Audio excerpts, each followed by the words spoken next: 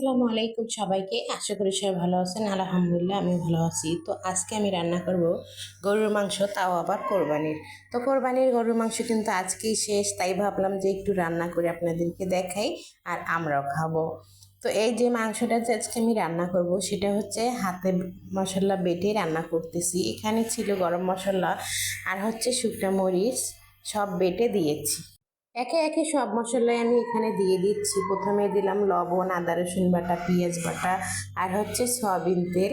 আর তারপরে এই যে হাতে এখন মেখে দেব। আসলে হাতে মাখা মাংস কিন্তু অনেক মজা। আর কোরবানির মাংসের কথা আর কি বলবো, এমনিতেও অনেক স্বাদ হয়। তার জন্য ভাবলাম যে একটু হাতে মেখে দিয়ে আজকে রান্নাটা এভাবেই করি। যেহেতু শেষ মাংস, তা এভাবে একটু রান্না করলে ভালো লাগবে। তো কার কার মাংস আছে আমি জানি না, কিন্তু আমাদের মাংস নেই, আজকে শেষ হয়ে গেছে। তাই ভাবলাম একটু ভিডিও করে রান্না করি।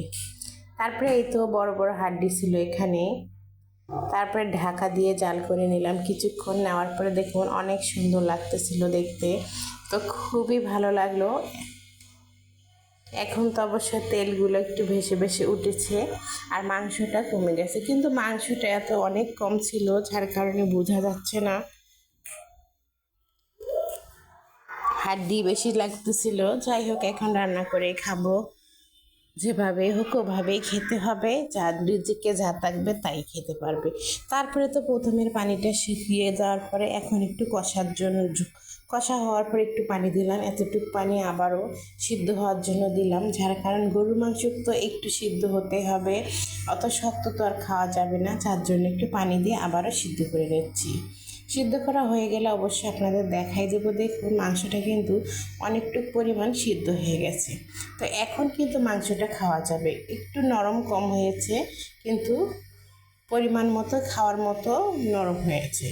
তো যাই হোক, যে আপনারা যদি চান আর একটু নরম করে খেতে পারবেন। তারপরে শুকনো মাংসগুলো এখানে আমি তুলে নিচ্ছি, ঝোল সহ নেব। আর এই যে কয়েক পিস হাড্ডি সহ তেল সহ রেখে দিয়েছি। এখানে আমি মিষ্টি কুমড়া দিয়ে রান্না করব। আসলে রংপুরের মানুষ কিন্তু মিষ্টি কুমড়া দিয়ে গরু মাংস খায়।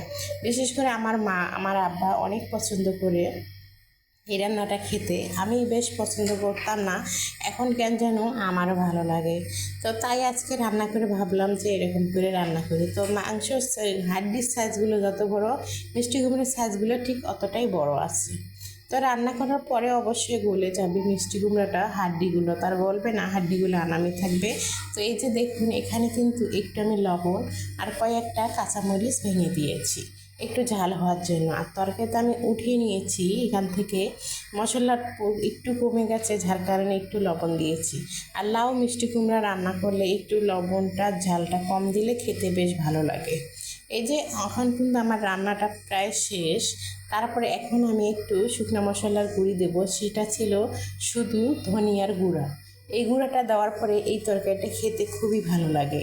তো আমার কিন্তু রান্না প্রায় শেষ। এই যে দেখুন এখানে শুকনাটা উঠায় রেখেছি ছেলে মেয়ের জন্য, আর আমরা এটা খাবো।